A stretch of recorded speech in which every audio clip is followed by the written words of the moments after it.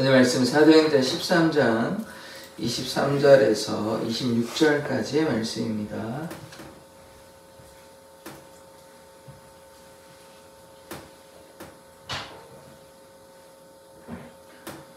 사도행전 13장 23절에서 26절까지의 말씀입니다. 저와 여러분이 교독하도록 하겠습니다.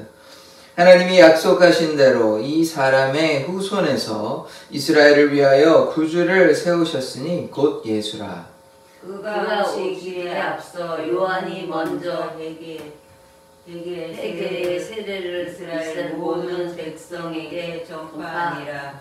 요한이 그 달려갈 길을 마칠 때에 말하되 너희가 나를 누구로 생각하느냐? 나는 그리스도가 아니라 내 뒤에 오시는 이가 있으니 나는 그 발에 신발끈을 풀기도 감당하지 못하리라 하였으니. 같이 읽겠습니다. 형제들아, 아브라함의 후손과 너희 중 하나님을 경외하는 사람들아, 이 구원의 말씀을 우리에게 보내셨거늘. 아멘. 하나님, 우리 가운데 역사하여 주시고 진리의 말씀 깨닫게 하여 주시고 예수께서 날마다 함께하여 주시옵소서. 예수 그리스도의 이름으로 기도드립니다. 아멘.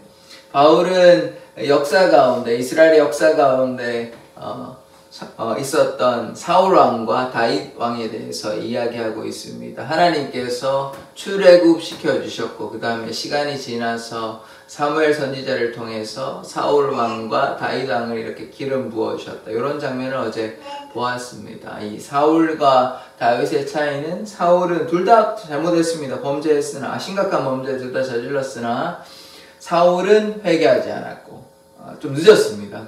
회개하지 않았고 다윗은 선지자가 말할 때 회개해야 했다는 것입니다. 이 차이가 있는 것이에요. 그래서 어떻게 됐냐? 사울은 하나님께서 후회하셨고 다윗은 용서하시고 다윗을 하나님께서 귀하게 사용하셨습니다. 그래서 우리가 다윗같이 회개하는 자, 범죄할 수 있습니다. 하나님 앞에 완전한 자는 없기 때문에 범죄할 수 있는데 돌이켜야 되는 것입니다. 회개하면 하나님께서 어떤 죄라도 주홍같이 진홍같이 붉은 죄라도 다 흰눈같이 양털같이 희게 하여 줄 줄 믿습니다. 그래서 우리가 하나님 보시기에 하나님 마음에 합한 자, 그런 자 되기를 원합니다. 오늘 23절 말씀 보겠습니다. 하나님이 약속하신 대로 이 사람의 후손에서, 이 사람이 이제 다윗 가리키는 겁니다. 그 전에 다윗 얘기 나왔거든요. 다윗의 후손으로 예수 그리스도께서 이 땅에 오셨죠.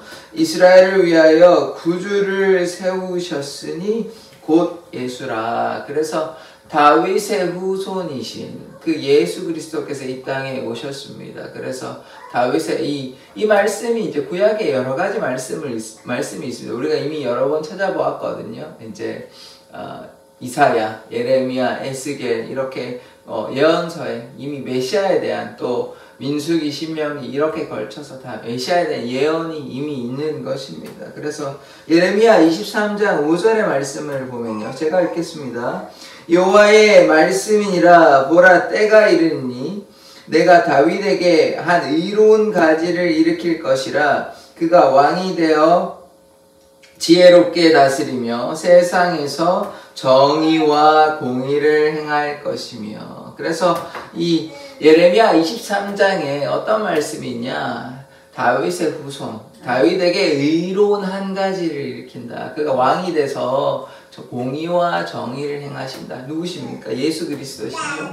여기에만 있는 것이 아닙니다. 그래서 이사야, 예레미야, 에스겔, 우리가 이미 다 찾아봤거든요.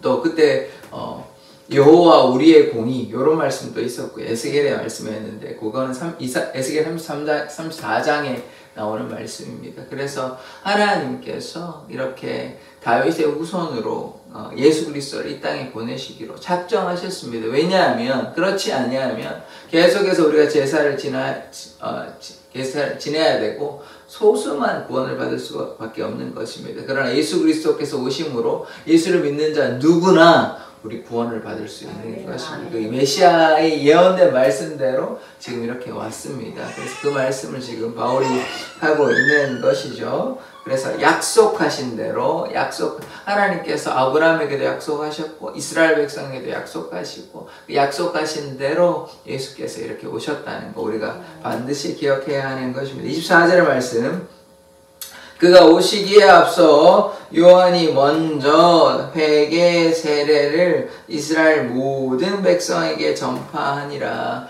예수님이 이제 공생애를 시작하기 전을 얘기해요. 이미 오셨죠. 이 땅에 오셨지만 30살까지는 뭐 하셨으면 목수하셨어요. 목수. 그러니까 공적인 일을 메시아로서 활동하신 게 아니에요. 그냥 요셉의 아들, 마리아의 아들로서 그냥 목수로 사셨어요. 30년 동안. 20살 하셔도 되는데 왜 그런지는 저도 정확히는 모르겠습니다. 아마 나이가 조금 어리니까 사람들이 좀 무시해서 그런 건지 뭐 어떤 이유인지는 모르겠습니다. 왜 25살에 하면 안 되고 29살에 그런 이유는 없는 거거든요. 뭐 구약의 말씀에 꼭 30살에만 해야 된다 이런 말도 없습니다. 근데 뭐 어떤 이유가 있겠죠. 뭐 문화적이나 관습적이나 아마 30살쯤 때문에 20살보다는 훨씬 더 어른이고 이래서 뭔가 그런 이유가 있는 것 같아요. 그리고 뭐 저도 정확히는 모르겠습니다. 그것에 대한 뭐 어떤 설명이 없기 때문에 성경에서는. 그래서 우리가 다만 추측할 따름입니다. 근데 뭐 그 나이가 뭐 그렇게 중요한 건 아니고 어쨌든 30살까지는 목수의 일로 하셨거든요. 근데 이제 30살 이후에 이제 공생 3년 반 동안 이제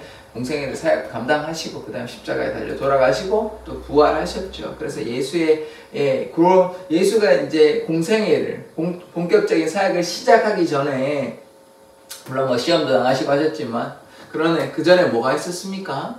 요단강에서 세례 요한으로부터 세례를 받으셨어요. 그때 이제 삼위일체 하나님이 나타나 예수님이 계시고 성령님이 비둘기같이 나타나고 아버지께서 이는 내가 사랑하는 아들이다 이렇게. 근데 그 세례를 베푼 사람이 누굽니까? 세례 요한이죠. 이 세례 요한이 이 요단강에서 세례도 베풀고 회개하라 천국이 가까워져 요 말을 이제 세례 요한이 먼저 했거든요. 그러니까 하나님께서 이 세례 요한을 삼으셔가지고 광야에 외치는 소리가 되어서 사람들에게 뭐 복음을 좀 먼저 전파했다. 물론 예수님께서 직접적으로 하신 건 아니지만 어떤 측면에서는 좀 복음을 증거했다. 회개하라 천국이 가까웠다. 이게 복된 소식이잖아요. 물론 예수를 전면에 내세운 건 아니지만 그래서 이 복음의 말씀을 증거하였다. 그런데 세례 요한이 뭐라고 얘기했냐면 나는 내 뒤에 오시는 이의 신발끈도 풀지 못하겠다. 뭐 예전 버전은 개혁 한글보다 신들매라고 얘기하는데 신발끈도 나는 못 풀 정도로 나는 아무것도 아니다. 이렇게 이야기를 하였거든요. 그래서 세례 요한이 증거한 예수입니다. 그래서 나는 그리스도가 아니다. 내 뒤에 오시는 이가 있다. 그건 누굽니까? 예수 그리스도를 가리키는 것이에요. 예수님께서 구원자 되시고 예수님께서 그리스도 되시는 것이에요. 그것을 세례 요한이 증인이 되어서 말씀하는 것입니다. 이 얘기를 누가 하고 있냐? 바울이 얘기하고 있습니다. 예수님께서는 구약의 메시아이시고 메시아를 약속된 메시아이시고 또 세례 요한이 이렇게 자기 입으로 내 뒤에 오시는 그리스도에 대해서 이야기하였다. 이 장면을 지금 누가 얘기냐? 바울이 이야기하고 있는 것입니다. 그러므로 예수가 역사적인 예수죠. 물론 하나님의 아들이십니다만 구약의 예언의 말씀대로 그 약속된 말씀대로 그대로 성취되신 메시아 예수, 그 예수를 지금 이야기하고 있는 것이죠. 25절의 말씀을 보도록 하겠습니다. 요한이 그 달려갈 길을 마칠 때에 말하되 너희가 나를 누구로 생각하느냐? 나는 그리스도가 아니라 내 뒤에 오시는 이가 있으니 나는 그 발에 신발끈을 풀기도 감당하지 못하리라 하였으니 제가 아까 말씀드린 대로 나는 그리스도가 아니고 나는 신발끈도 풀지 못하겠다. 내 뒤에 오시는 그리스도 이 얘기를 하고 있는 것이에요. 요한이 예수님보다 6개월 전에 이 성경이 나옵니다. 6개월 전에 이제 태어나셨는데 이종 사촌인지 육촌인지는 정확히 모르겠습니다. 어쨌든 혈통으로는 친척입니다. 사촌간이든 육촌간이든 어떤 친척이에요. 그래서 엘리사벳하고 또 마리아하고 이렇게 친척이니까 그래서 두 명의 이제 아들로서 이렇게 관계가 사촌이 육촌이 이렇게 되는 것인데 친척이 되게 중요한 것은 아니고 어쨌든 세례 요한이 예수님에 대해서 어떻게 얘기했냐? 그리스도시다. 그리고 나는 그분의 신들매도 풀지 못하겠다. 신발끈도 풀지 못하겠다. 이렇게 이야기했다는 것이 중요한 것입니다. 왜냐하면 그 당시에 이제 세례 요한이 인정받는 참 대단한 사람이다. 이렇게 인정받는 사람이, 이 세상에서 유명한 사람이나 인정받는 권위 있는 사람이, 나 저 사람 인정한다 하면 영향력이 있는 것이거든요. 이런 이야기 하는 것이에요. 물론 그렇게 이야기하지 않아도 예수님 자체가 하나님의 아들이시지만 또 이렇게 얘기함으로써 어떻게 됩니까? 더 설득력이 있는 것이죠. 왜냐하면 구약의 약속된 메시아이시고, 이렇게 사람들에게 존경받는 세례 요한이 나는 예수님에서 인정하는데 나는 그분의 신발끈도 못 푼다. 이런 얘기 하는 장면이거든요. 그 다음에 말씀 보겠습니다. 26절의 말씀. 형제들아, 아브라함의 후손과 너희 중 하나님을 경외하는 사람들아. 이렇게 이제 어제도 이렇게 얘기했던 것 같은데, 지금 유대인과 하나님을 경외하는 사람들을 좀 구분하고 있어요. 이제 유대인이 아브라함의 후손이 맞죠. 그런데 아브라함의 모든 후손이 예수를 믿었던 것이 아닙니다. 그래서 어떻게 됐습니까? 일부만 믿었죠. 그리고 예수님 십자가에 못 박을 때는 굉장히 소수죠. 그러니까 예수님을 십자가에 못 박는데 동조했잖아요.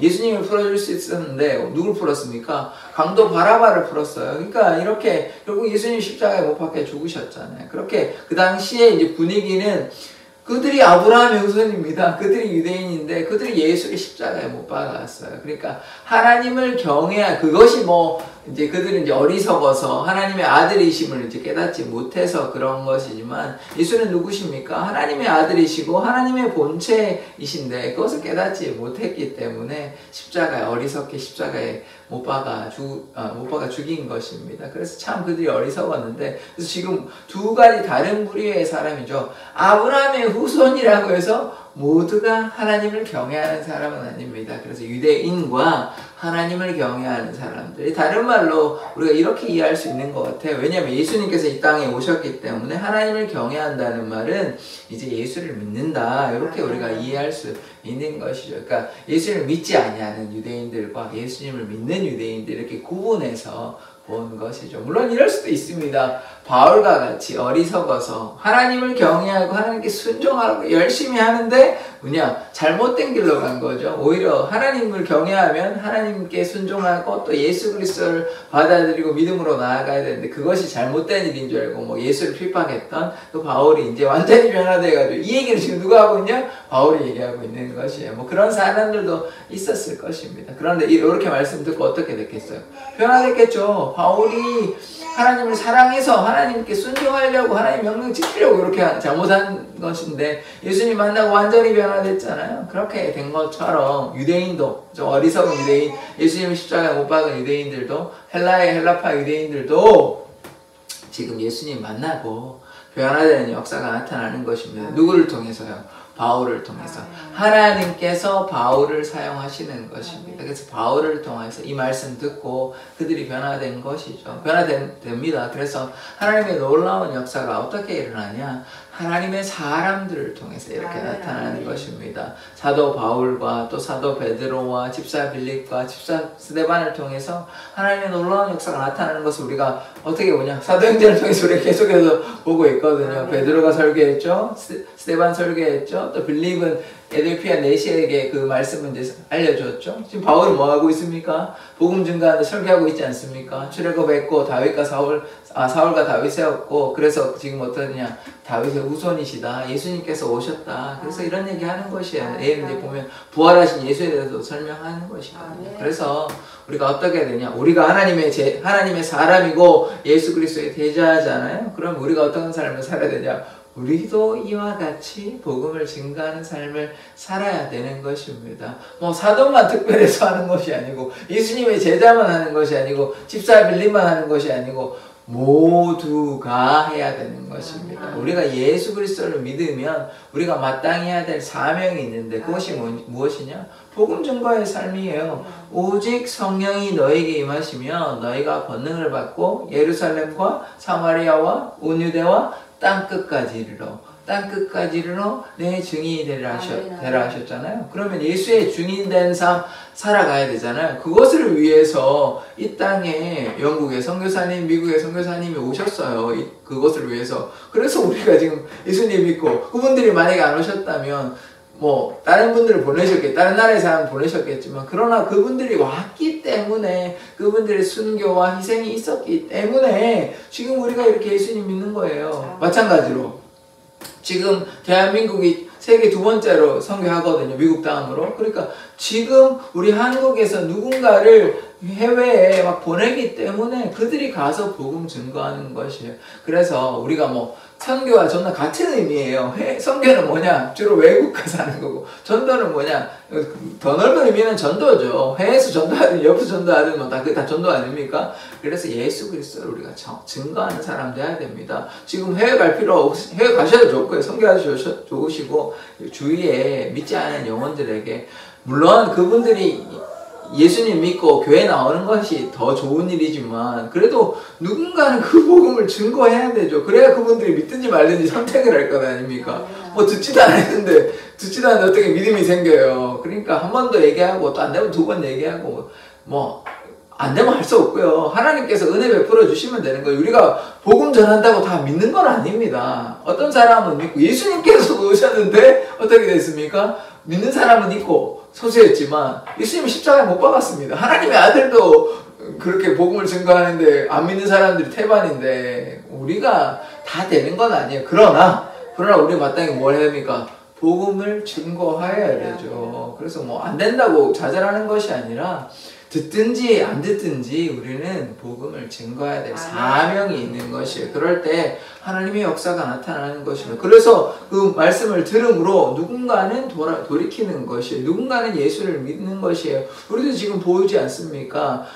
지금 새로 나오시는 분들이 제가 이제 누구라고 밝히진 않겠습니다. 너무 이제 그러면 이제 신상이 드러나니까 어떤 분은 얘기를 했는데 다른 분들이 뭐 찾아와가지고 예수님 믿으라고 교회 나오라고 그렇게 얘기했는데 안 나오셨어요. 교회를 안 나가셨어요. 그런데 지금 이제 뭐 제가 너무 자세히 얘기 못하겠고 하여튼 은혜가 임해가지고 그렇게 나오시게 된 것이에요. 그래서 하나님의 때가 있는 것입니다. 그러나 어쨌든 누군가는 계속해서 복음을 증거한 것이에요. 그리고 그렇게 되면 그것이 그냥 하나님의 은혜로 말미암아 이렇게 나타난 것이지 그냥 그게 그냥 없어지는 말씀들이 아닌 것입니다. 그래서 당장 하나님의 역사가 안 나타날 수 있어요. 그러나 하나님의 때가 있는 것입니다. 그래서 계속 심는 것이에요. 심는 것. 이 콩나물 이렇게 보면 시루에 물이 이렇게 새는 것 같아도 콩나물이 조금씩 자랍니다. 마찬가지로 우리가 지금 당장 복음을 증거하는데 그들이 안 받는다고 해서 안 믿는 이제 이 사람 안 되는가 보다가 아니라 하나님의 때가 되면 이렇게 나올 수도 있는 것이에요. 그래서 우리가 뭐 당장 내가 오늘 했으니까 왜 안 되냐고 이렇게 하는 것이 아니라 우리가 복음을 증거할 때 하나님께서 하나님의 때에 부르시는 것입니다. 그건 우리가 알 수가 없는 것이죠. 하나님께서 누구를 택하시고 누구를 부르셨는지 알 수 없고 다만 우리는 씨를 뿌리고 또 물을 뿌리고 그렇게 자라나게 하시는 이는 하나님이시거든요. 하나님께서 자라나게 하십니다. 우리는 씨를 뿌리고 또 물을 뿌리면 되는 것이에요. 그럼 하나님께서 역사하시는 것입니다. 그럼 우리가 어떻게 해야 됩니까? 믿음의 씨앗, 말씀의 씨앗을 뿌리긴 해야 될 거 아닙니까? 그랬을 때 열매가 맺는 것이에요. 그래서 우리가 또 당장 구원이 안 나타나더라도 우리가 그런 행위, 그러니까 믿음의 행위, 전도의 행위를 할 때 하나님께서 우리의 그 행위를, 선한 행위를 기뻐하십니다. 행함이 없는 것은 죽음인 것이에요. 그래서 우리가 행할 때 믿음의 역사가 나타나고 그리고 당장 구원이 안 나타난다 할지라도 우리를 통해서 그렇게 믿음의 씨앗이 뿌려지는 것을 하나님이 기뻐하시는 것입니다. 그래서 우리가 당장 전도가 안 된다고 해서 그렇게 하는 것이 아니라 내가 믿음으로 씨앗을 뿌리는 그 행위가 중요한 것입니다. 여러분 몇 분은 농사 해보신 걸로 알고 있는데 씨앗 뿌린다고 내일 바로 열매를 맺습니까? 기다리기도 하고 수고도 하고 헌신도 하고 이렇게 해야 나중에 가을 돼서 수확하는 거 아닙니까? 혹은 사과나무 이런 거는 당장 되는 것도 제가 정확히는 모르는데 몇 년에 걸친다고 제가 알고 있거든요. 그러면 1년 만에 되는 게 아니잖아요. 시간이 7년인가 한참 기다려야 되는 걸로 제가 알고 있는데 그래서 기다림이 필요한 것입니다. 인내와 기다림으로 할 때 그때 열매 맺는 것이지 오늘 씨앗 뿌렸다고 내일 열매 맺으면 누구나 다 하죠. 예수 믿는 거 너무 쉬운 거 아닙니까? 그게 아닙니다. 인내와 기다림으로 나아가면 하나님께서 반드시 하나님의 때에 세워주실 줄 믿습니다. 기도하겠습니다. 하나님, 우리가 이 바울이 예수 그리스도에 대해서 설교하는 장면을 우리가 보았습니다. 하나님께서 사도 바울을 통하여 하나님의 놀라운 역사가 나타나고 또 믿음의 씨앗을 뿌리는 장면을 보았습니다. 우리도 이와 같이 하나님의 말씀의 씨앗, 믿음의 씨앗, 복음의 씨앗을 뿌리는 자 되게 하여 주시옵소서. 감사드리며 예수 그리스도의 이름으로 기도드립니다. 아멘. 주기도 오늘 예배를 마치도록 하겠습니다. 하늘에 계신 우리 아버지여, 이름이 거룩히 여김을 받으시오며 나라의 임하옵시며 뜻이 하늘에서 이룬 것